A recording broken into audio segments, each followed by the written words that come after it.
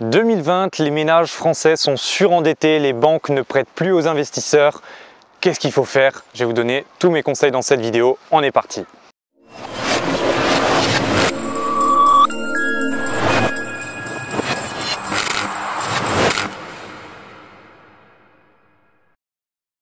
Bonjour très chers investisseurs futurs millionnaires, je suis Franck, le fondateur de Immomillion, une société qui accompagne les personnes déterminées à prendre leur avenir en main grâce à l'investissement immobilier. Si c'est la première fois sur cette chaîne, vous avez tous les liens juste en dessous de la vidéo. Vous pouvez vous abonner, accéder à la formation Arnato où je vous présente le système que j'ai appliqué qui m'a permis d'acquérir plusieurs biens au cours de ces dernières années. Donc tout se passe en dessous de la vidéo, vous avez tous les liens et je vous laisse tout découvrir. Dans cette vidéo, je voudrais revenir sur un sujet qui a fait pas mal de bruit, pas mal polémique en ce début d'année 2020, fin d'année 2019. C'est que les ménages français sont surendettés et que les banques prêtent beaucoup plus difficilement. Alors est-ce que c'est vrai, est-ce que c'est faux? Alors déjà, quels sont les faits? Les faits, c'est que ces dernières années, la dette des ménages français a augmenté d'environ 30%. On était à 1 milliard d'euros de dette, donc c'est-à-dire de crédit d'encours sur les ménages français, on est passé à 1,3 milliard. Et cette accélération s'est faite extrêmement rapidement. Alors qu'est-ce qui explique ça? C'est tout simplement que voilà, les taux de crédit sont extrêmement bas, l'accès au crédit est super facile. Ces dernières années, il y a beaucoup de personnes qui en ont profité. Les investisseurs immobiliers également. L'investissement immobilier se démocratise de plus en plus sur Internet. Il y a de plus en plus de personnes comme moi par exemple, voilà, qui vous disent qu'il faut investir en immobilier. Donc forcément, tout le monde s'est un peu rué sur les banques, tout le monde a voulu faire du crédit, faire du sans apport. Et ça fait que on a eu une explosion des crédits immobiliers. Donc ça c'est un fait. Et ça fait que le Haut Conseil de sécurité financière, le HCSF, a voulu réagir et a donné l'ordre finalement aux différents établissements bancaires de rendre les conditions d'accès au crédit beaucoup plus difficiles. Alors, qu'est-ce qu'il en est réellement? Qu'est-ce que ça veut dire? Donc concrètement, ça veut dire que les banques, elles ont reçu l'ordre d'accorder moins de crédits sans apport, de faire plus attention à l'apport et éventuellement demander plus d'apport. Elles ont également reçu l'ordre de être beaucoup plus vigilant par rapport aux 33%. Vous savez, ce fameux 33% d'endettement, avant c'était plus indicatif. Aujourd'hui, elles s'y tiennent beaucoup plus.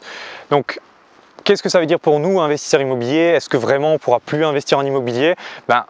On ne sait pas, on ne peut pas prédire l'avenir. Pour avoir discuté avec quelques banquiers, c'est vrai que ces faits, ils sont là. Mais voilà, avec ça, vous avez finalement deux choix. Les choses sont comme elles sont, donc on ne peut pas remonter dans le temps.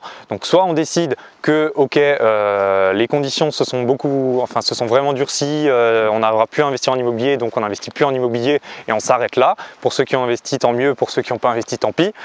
Ou soit vous décidez que malgré ça, vous mettez des actions en place, peut-être que oui, ça va être un peu plus difficile, peut-être qu'il va falloir être mieux formé, peut-être qu'il va falloir faire plus de banques, peut-être qu'il va falloir se faire mieux accompagner. Dans tous les cas, voilà, vous décidez que vous passez à l'action, vous décidez que malgré ça, vous allez mettre des actions en place. Donc, qu'est-ce que vous pouvez faire pour contrer ça?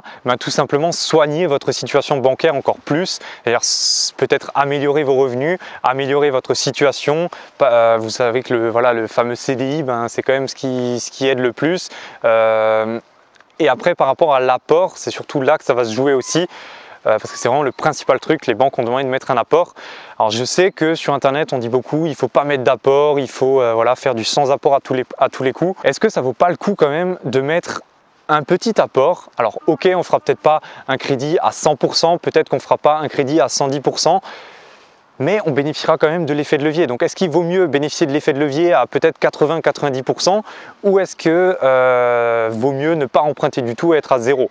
Alors je sais que tout le monde n'a pas la possibilité de mettre un apport. Alors je ne suis pas en train de dire que c'est impossible de faire sans apport. Au contraire, ça existe encore. Moi-même, j'ai encore investi sans apport en ce début d'année. D'autres personnes que j'accompagne ont également investi sans apport. C'est juste que d'une façon générale, les conditions se sont durcies. Mais encore une fois, je reviens sur ce que j'ai dit avant, vous avez deux choix. Soit vous vous apitoyez sur votre sort, vous vous plaignez et vous faites le gilet jaune, soit vous décidez que malgré ça, on continue de mettre les actions en place.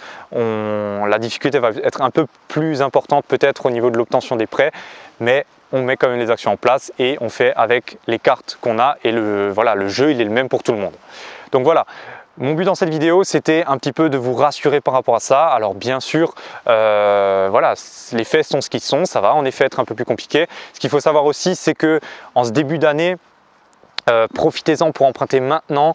Vous savez que les banques, elles ont des objectifs annuels et ben, forcément en fin d'année, elles atteignent beaucoup plus facilement leurs objectifs annuels qu'en début d'année. Ça veut dire qu'en début d'année, ils octroient beaucoup plus facilement les prêts. Ils n'ont pas encore atteint leur objectif, donc profitez de ce début d'année pour emprunter. Pareil, ça ne veut pas dire qu'en fin d'année, vous ne pourrez plus emprunter, mais voilà, on fait avec le jeu qu'on a, on fait avec les cartes qu'on a. Voilà, on arrive à la fin de cette vidéo. Je voulais vous rassurer un petit peu dans cette vidéo et vous exposer qu'est-ce qu'il en est réellement. Si vous avez apprécié, n'hésitez pas à mettre un petit pouce bleu. Dites-moi dans les commentaires de la vidéo si vous avez des questions par rapport à ça encore. Je vous invite, comme dit, à regarder dans la description de la vidéo, sous la vidéo, pour aller plus loin avec moi. Vous avez tous les liens qu'il vous faut et je vous dis à la prochaine pour une autre vidéo. Ciao!